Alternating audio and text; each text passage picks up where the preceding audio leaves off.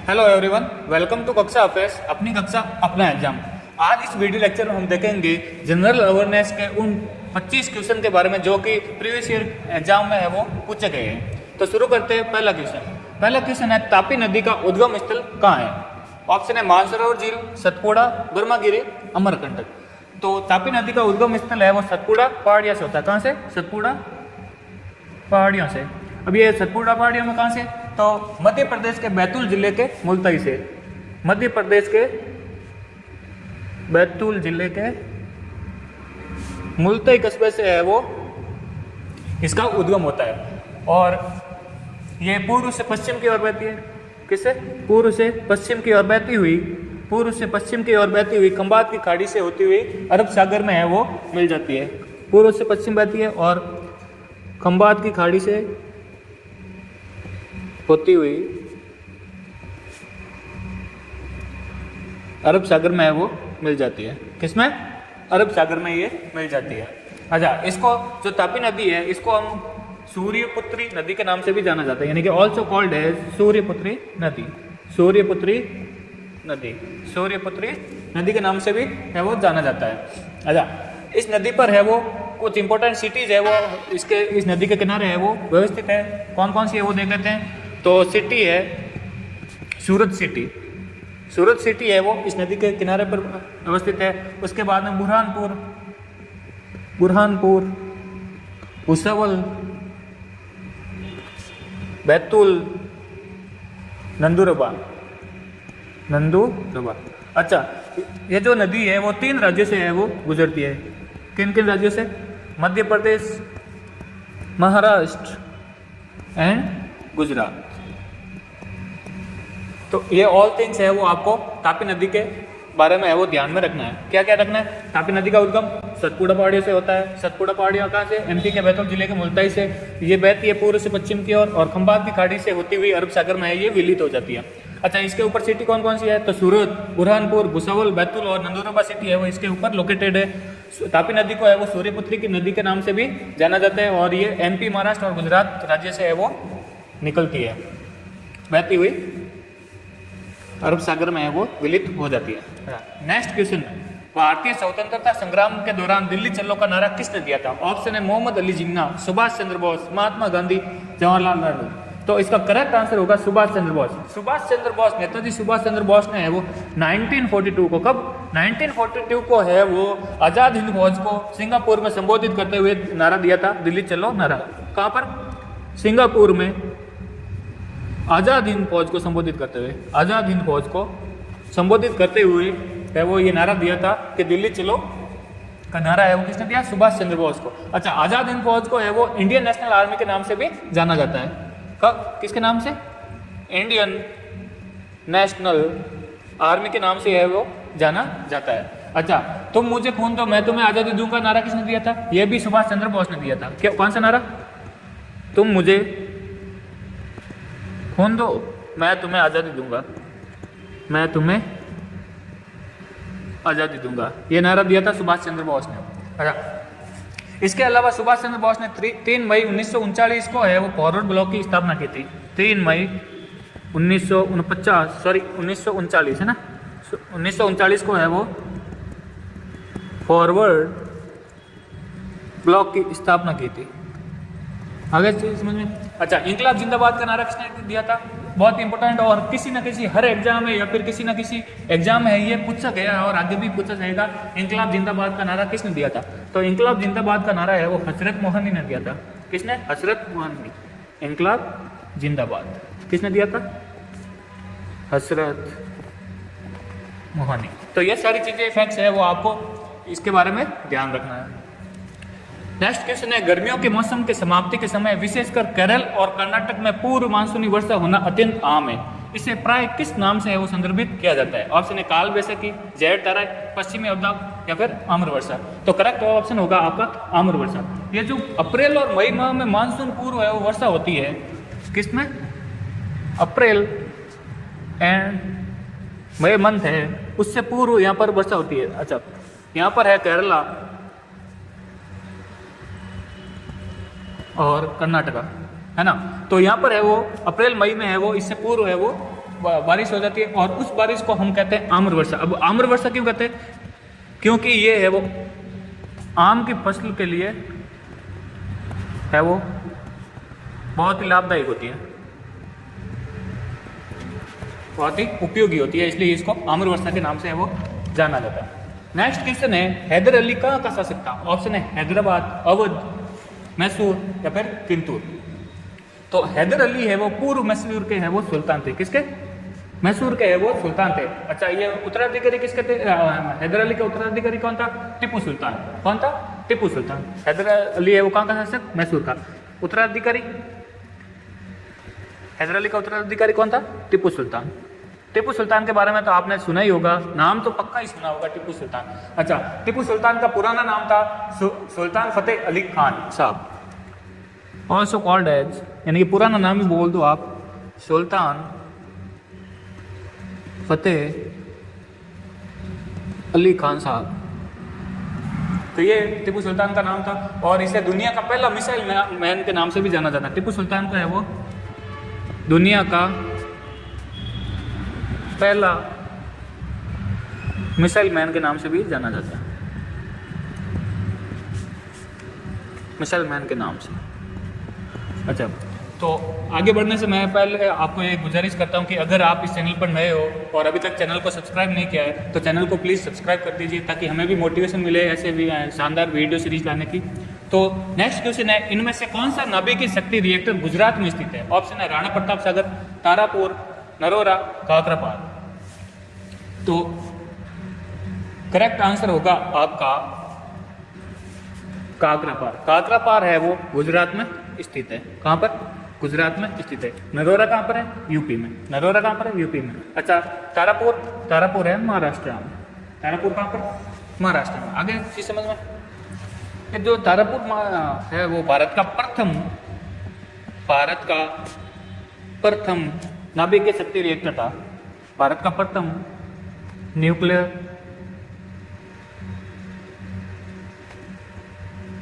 Power plant है ना, nuclear power plant था भारत का प्रथम। कौन सा? तारापुर महाराष्ट्र, जो कि 1972 में यूएसए की सहायता से वो स्थापित किया गया था, यूएसए की सहायता से। आगे चीज समझ में देखो, भारत में है वो 7 न्यूक्लियर पावर प्लांट है। वो कहाँ कहाँ है तो वो देख लो। एक तो हो गया तारापुर महाराष्ट्र में, सेकेंड है रावतबाटा राजस्थान में। ये है वो पहले तो कनाडा के सहयोग से है वो शुरू किया गया था, लेकिन बाद में है वो स्वदेशी तकनीक इसमें अपना ली गई थी। तो पहले किसमें? कनाडा के सहयोग से, बाद में स्वदेशी तकनीक। ठीक है। थर्ड नंबर आप कुडनकुलम, ये कहाँ पर है? तमिलनाडु में। कहाँ पर है? तमिलनाडु में। फोर्थ हो गया आपका कैगा न्यूक्लियर पावर प्लांट, कहाँ पर है? कर्नाटका में। फिफ्थ वन हो गया आपका, फिफ्थ वन कौन सा हो गया? काकरापार गुजरात में। काकरापार गुजरात में। अच्छा, सिक्स्थ वन हो गया आपका कलपक्कम न्यूक्लियर पावर प्लांट,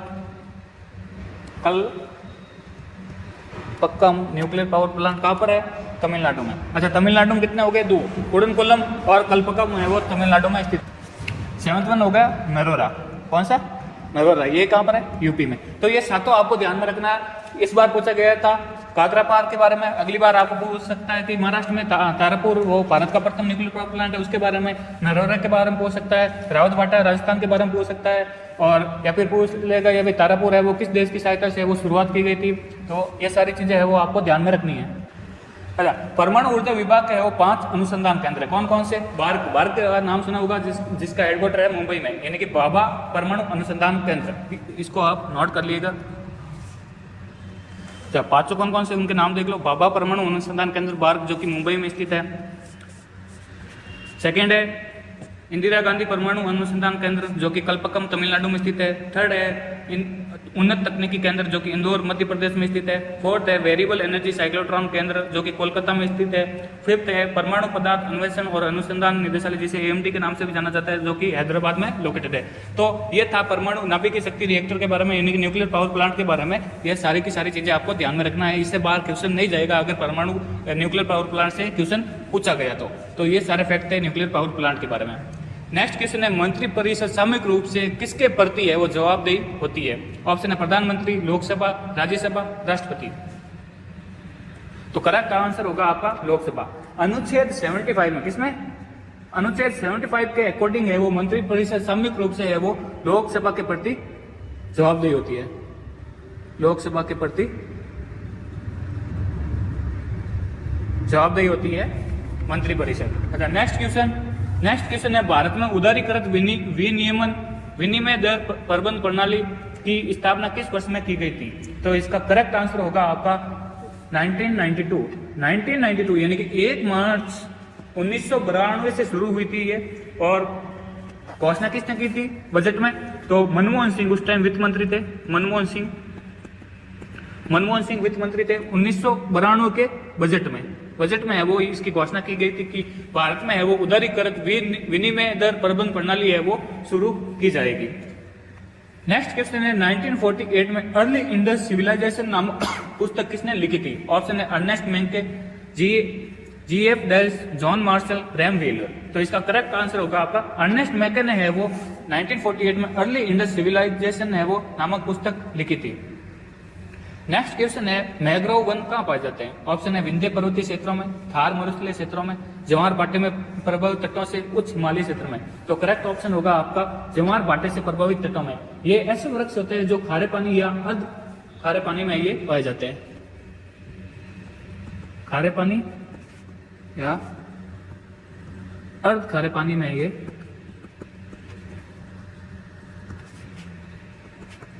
पाए जाते हैं, ये ध्यान रखना।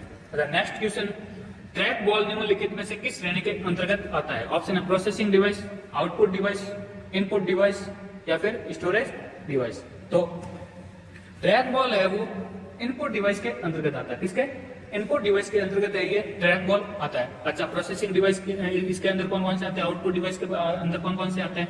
Input device, storage device. तो इसके बारे में हम डिस्कस करते हैं। अच्छा, प्रोसेसिंग डिवाइस में आते हैं सीपीयू, जीपीयू, वीपीयू, टीपीयू, एनपीयू यानी कि central processing unit, graphic processing unit, vision processing unit, tensor processing unit, neural processing unit. मैं लिख देता हूं, आपको नोट डाउन कर लीजिएगा। तो यहाँ से आप नोट डाउन कर लीजिए प्रोसेसिंग डिवाइस के बारे में। प्रोसेसिंग डिवाइस कौन से हो गए? Central processing unit, vision processing unit, graphic processing unit, tensor processing unit, neural processing unit. अच्छा, इनपुट डिवाइस कौन कौन से हैं? Keyboard, mouse, track ball, joystick, scanner, microphone, webcam, light pen, barcode reader, ये है इनपुट डिवाइस। आउटपुट डिवाइस कौन कौन से हैं? Monitor, printer, speaker, projector, plotter, headphones, touch screen, GPS, sound reader, video sound card, video card. तो ये है आपका आउटपुट डिवाइस। स्टोरेज डिवाइस में कौन कौन सा आ जाएगा? रैम, रोम, हार्ड डिस्क, फ्लॉपी डिस्क और पेन ड्राइव एक्सेट्रा, ये आपके स्टोरेज डिवाइस में। तो ये सारा का सारा आप हमने कवर कर लिया। इनपुट डिवाइस कौन से है, स्टोरेज डिवाइस कौन से, आउटपुट डिवाइस कौन से, प्रोसेसिंग डिवाइस। तो इसके माध्यम से हमने कई सारे क्वेश्चन है वो कवर कर लिए हैं। नेक्स्ट क्वेश्चन है एमएस स्वामीनाथन है एक कृषि वैज्ञानिक, एक पर्यावरण वैज्ञानिक, एक पक्षी वैज्ञानिक या फिर एक पत्रकार। तो एमएस स्वामीनाथन है वो एक कृषि वैज्ञानिक है और इसको हम आनुवांशिकी विज्ञानी भी कह सकते हैं। और क्या? आनुवांशिकी विज्ञानी भी हम कह सकते हैं। अच्छा, एमएस स्वामीनाथन कौन थे? तो भारत की हरित क्रांति का जनक माना जाता है एमएस स्वामीनाथन को। भारत की हरित क्रांति का जनक माना जाता है एमएस स्वामीनाथन को। अच्छा, हरित क्रांति के बारे में बात करते हैं तो हरित क्रांति को है वो 1966-67 में वो दिया था नॉर्मन बोरलो को जनक माना जाता है हरित क्रांति के जनक पूरे वर्ल्ड वाइड में किसको माना जाता है? नॉर्मन बोरलो को। कब हुआ था? 1966 और 67। और भारत में एमएस स्वामीनाथन को है वो माना जाता है। तो ये सारी चीजें आपको ध्यान रखना है हरित क्रांति के बारे में।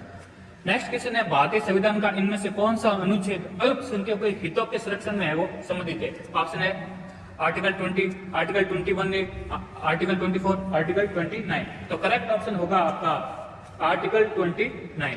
आर्टिकल 29 है वो अल्पसंख्यकों के हितों का संरक्षण करता है। 24 की बात करता है तो 24 है वो कारखानों आदि में बालकों के नियोजन का प्रतिशत यानी कि 14 वर्ष से कम आयु वाले बच्चे है वो कारखानों में है वो काम नहीं कर सकते। ये अनुच्छेद 24 कहता है अपना, यानी कि 14 वर्ष के कम आयु वाले बच्चों के लिए आर्टिकल 21 ये कहता है 6 से 14 वर्ष के आयु के सभी बच्चों को मुफ्त और अनिवार्य एजुकेशन मिले। 6 से 14 वर्ष के बच्चों के लिए एजुकेशन, ठीक है। और आर्टिकल 20 कहता है अपराधों के लिए 2 सिद्धि में संरक्षण। इसके लिए अपराधों में 2 सिद्धि के लिए संरक्षण, तो ये आर्टिकल आपको कवर कर लेने पूरे के पूरे। नेक्स्ट क्वेश्चन है नामद्रोलिंग मठ भारत के किस राज्य में स्थित है? ऑप्शन होगा आंध्र प्रदेश, सिक्किम, हिमाचल प्रदेश, कर्नाटक। तो करेक्ट ऑप्शन होगा आपका कर्नाटक राज्य के मैसूर जिले में है वो नामद्रोलिंग मठ है वो स्थित है। कहां पर? कर्नाटक का। अच्छा, ये किसके लिए जाना जाता है? तो ये बौद्ध धर्म के निगमा वंश का सबसे बड़ा केंद्र है। किसके लिए? बौद्ध धर्म के निगमा वंश का सबसे बड़ा केंद्र है ये नामद्रोलिंग मठ है।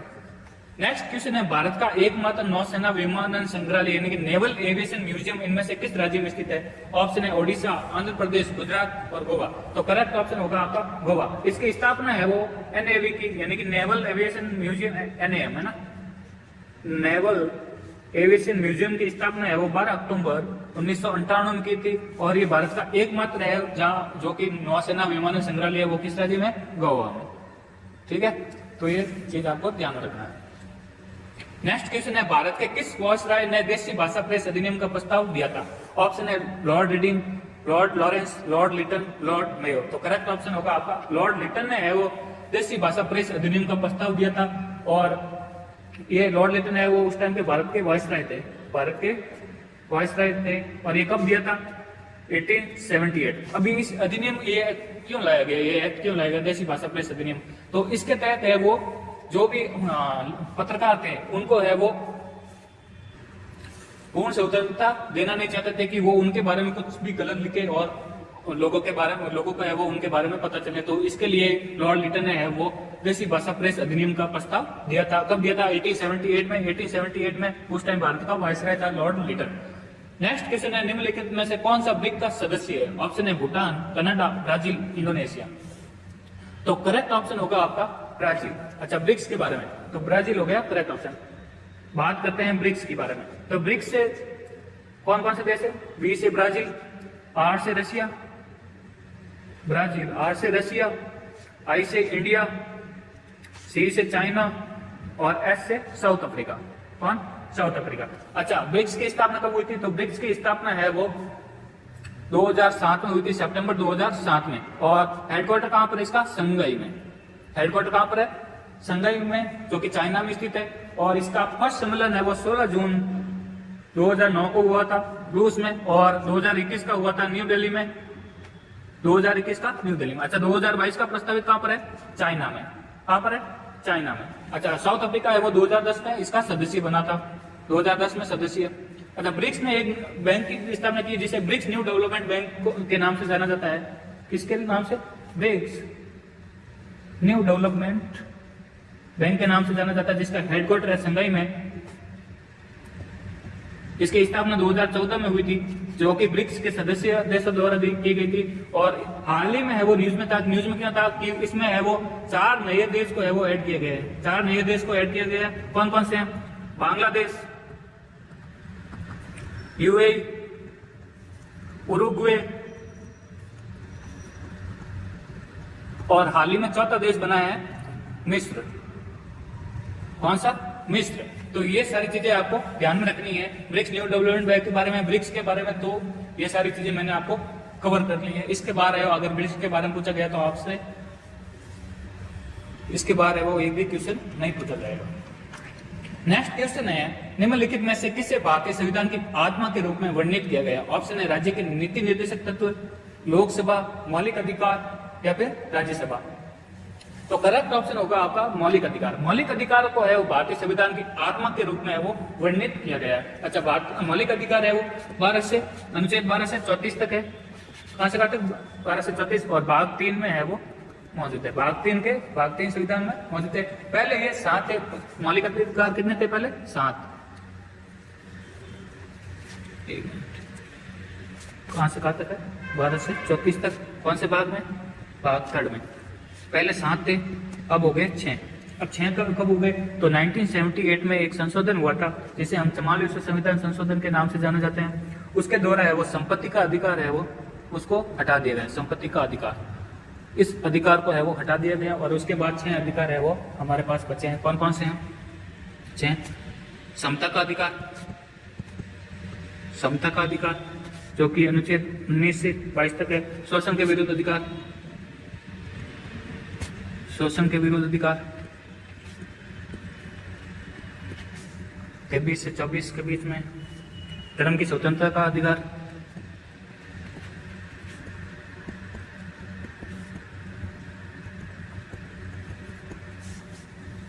पच्चीस से 28। संस्कृति और शिक्षा संबंधी अधिकार,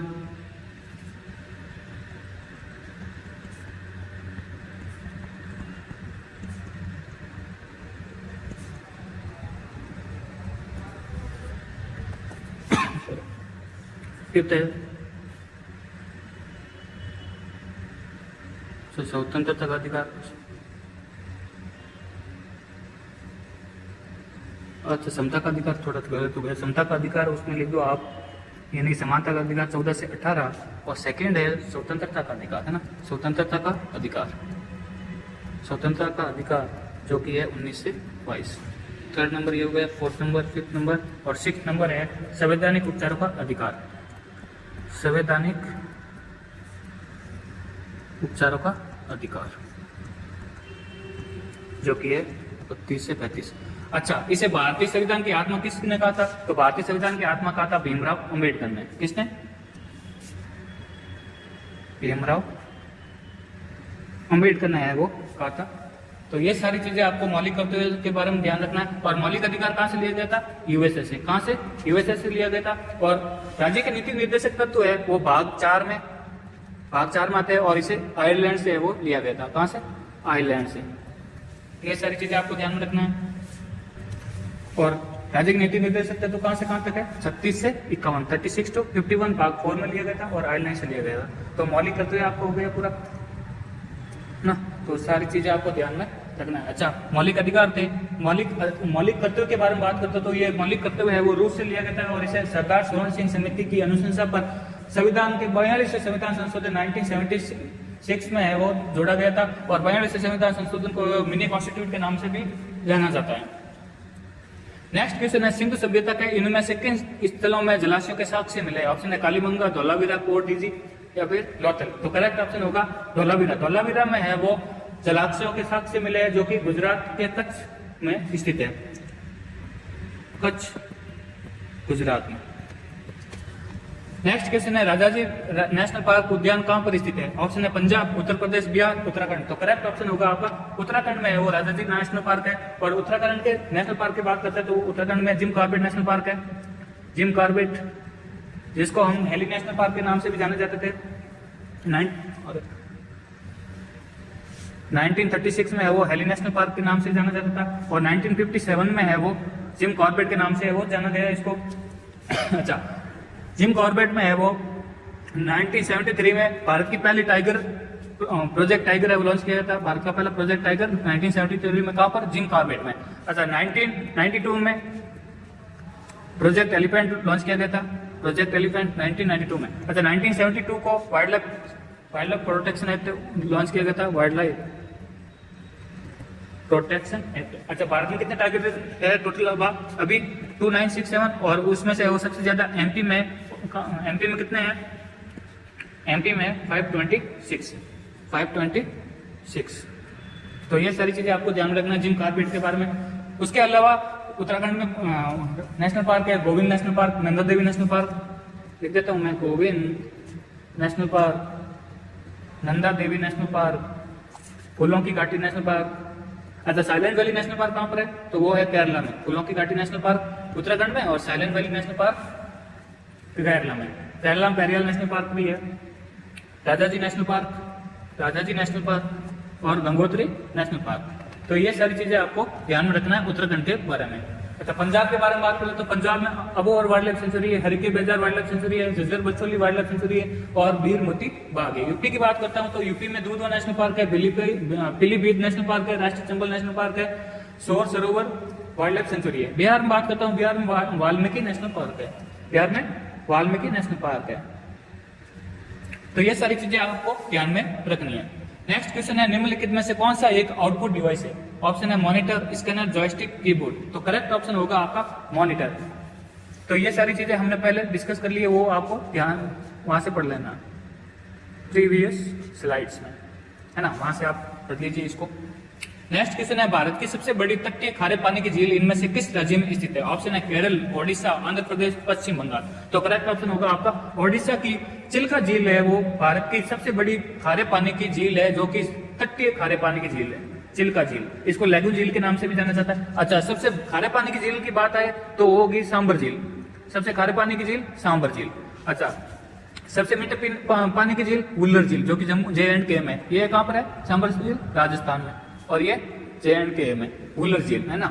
अच्छा, विश्व की सबसे मीठी पानी की झील सुपीरियर झील, सुपीरियर झील, जो कि USA एंड कनाडा के बाउंड्री पर है। अच्छा, सबसे खारे पानी की झील कैस्पियन सागर, सबसे खारे पानी की झील। अच्छा, सबसे मीठे पानी की झील जो कि सबसे गहरी है वो होगी आपकी बैकाल झील, बैकाल लेक, जो कि रशिया में है। तो ये सारी चीजें आपको ध्यान में रखना है झीलों के बारे में। आई होप आपको ये क्लियर हो गया होगा।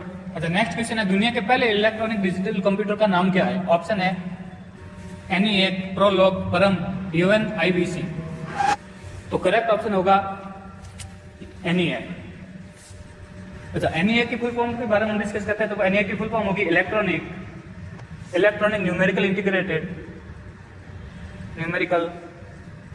Integrated and computer.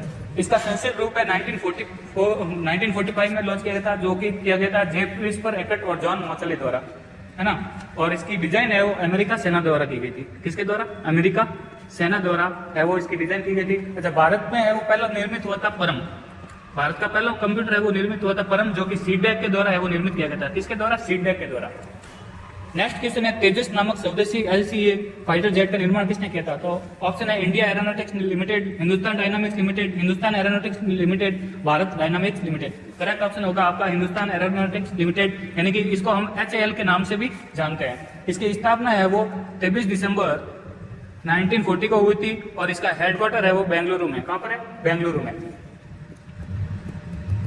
कहां पर है? बेंगलुरु में। अच्छा, HAL is the one of the oldest and largest aerospace and defence manufacturer है इन द वर्ल्ड।